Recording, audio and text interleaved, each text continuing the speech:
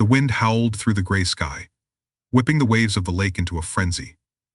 John's arms trembled as he clung desperately to the jagged piece of debris, a fractured remnant of the boat that had capsized earlier. The cold seeped into his bones, his skin numb, his fingers aching with the effort of holding on. How long had it been? Hours? Days? Time no longer made sense in the chaos of the storm. All he knew was that the storm had swallowed his vessel whole, and now he was left alone, drifting in the vast emptiness, with nothing but the churning lake and the distant, threatening skies. Each breath felt harder than the last, his chest tight and shallow. His heart pounded painfully in his chest, yet every beat felt slower, heavier. John's body was weakening, the cold gnawing at his will to fight, urging him to give in to the numbness that crept in at the edges of his mind. The water, too cold to bear for much longer, seemed to be swallowing him whole with every passing second. He had no idea where land was. He couldn't even see the shoreline anymore. All he saw was endless water, an unforgiving expanse that stretched in every direction. His muscles screamed in protest with each wave that crashed against him, but it didn't matter. There was nothing left to do but hold on and pray. But then, amid the howling wind and the relentless crash of the waves, John heard something. At first it was faint, so distant it could have been a figment of his exhausted mind. He strained to hear it, but the noise was growing clearer. A bark. Sharp. Yapping through the storm. Could it be? He blinked, trying to focus his tired eyes, but the world was a blur, shadows and water, swirling together in the chaos of the storm. He thought he had imagined it, but then the sound came again, closer, louder, unmistakable. A dog? John's heart skipped. His head spun, and for a moment he thought he was hallucinating, the storm and the fatigue playing cruel tricks on him. But there it was again, a bark breaking through the roaring wind, cutting through the fog of his thoughts. It was real. John's vision cleared for a moment, and in that moment he saw the silhouette of something moving against the backdrop of the dark, turbulent lake.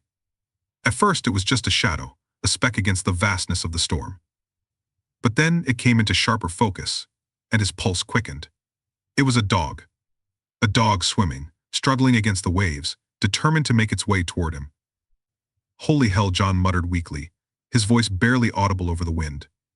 He wasn't sure if he was imagining it, but he couldn't deny what he was seeing. The dog was real, and it was coming toward him. The thought both bewildered and astounded him. How could it be out here, in the middle of nowhere, in the storm? But it didn't matter. The dog was coming, and it was his lifeline. John's throat tightened with a surge of hope. A life raft in the middle of a storm. The dog was small, maybe no bigger than a medium-sized retriever, its body working furiously as it paddled through the waves. Its head was bobbing above the water. Eyes locked on John with unwavering determination. The dog was swimming toward him, each stroke a testament to its grit, its will to survive. For a moment, John forgot about the cold. He forgot about the pain in his arms, the desperate exhaustion clawing at his body. All that mattered was the dog, making its way to him through the merciless lake. He opened his mouth to shout, to call out to it, but his voice faltered. His body felt like lead, sinking with the weight of his own helplessness. His limbs ached, his mind fogged, but somehow, through it all, he reached out with a shaking hand toward the dog. It was the last effort he could muster. The dog reached him, its powerful strokes bringing it closer and closer, until, finally, it was at his side. It let out a bark, sharp and clear, as if to announce its arrival, then nudged John with its nose. John blinked, barely able to focus, but the dog's presence, solid and warm despite the storm, filled him with an indescribable sense of peace. The dog nudged him again, a little more forcefully this time, pushing him gently with its head. John's hand, cold and stiff, landed on the dog's slick fur. It was warm, alive with energy and purpose, and it felt like a touch of salvation.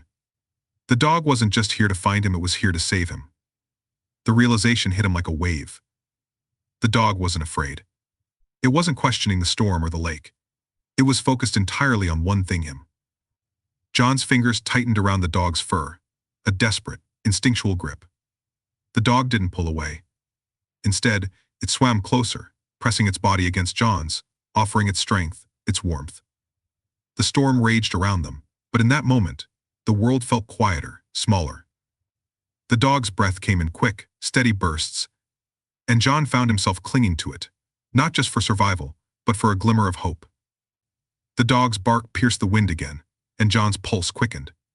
Was it calling for help? Was there someone else nearby? A boat?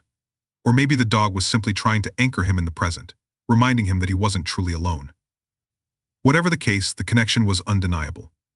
The dog, with its unrelenting determination, had found him. It had pushed past its own limitations, driven by some force that John couldn't even begin to understand. It was the dog's refusal to give up that was saving him now.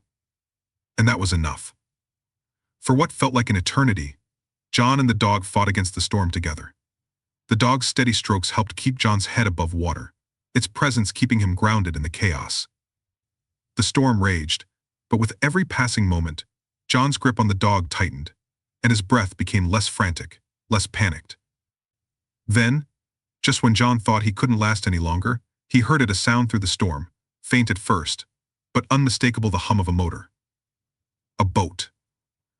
The dog's head perked up at the sound, and it barked again, its voice stronger now, as though urging the boat to come closer. John's heart leapt in his chest. The boat was here. It was real. He wasn't going to die out here. As the boat approached, the dog swam alongside, its eyes locked on John. The rescuers reached down and pulled John from the water, hauling him into the boat, but not before the dog was right there, nudging him again, as though it needed to make sure he was safe. As soon as John was on solid ground, the dog gave one last bark and swam away, its job done. John watched the dog disappear into the storm, the waves swallowing it whole, but he wasn't sad. The bond they had formed in those brief moments had been enough. It wasn't a human bond, but it was something deeper, something more primal. In the middle of a storm, when John had thought there was no hope left, the dog had found him. The dog had saved him. As the boat carried him to safety, John's breath came in ragged gasps, his body cold but alive. He couldn't explain it, couldn't understand it. But in that moment, he didn't need to. The dog had given him a chance at life, and he wasn't going to waste it. The storm raged on, but John was no longer alone.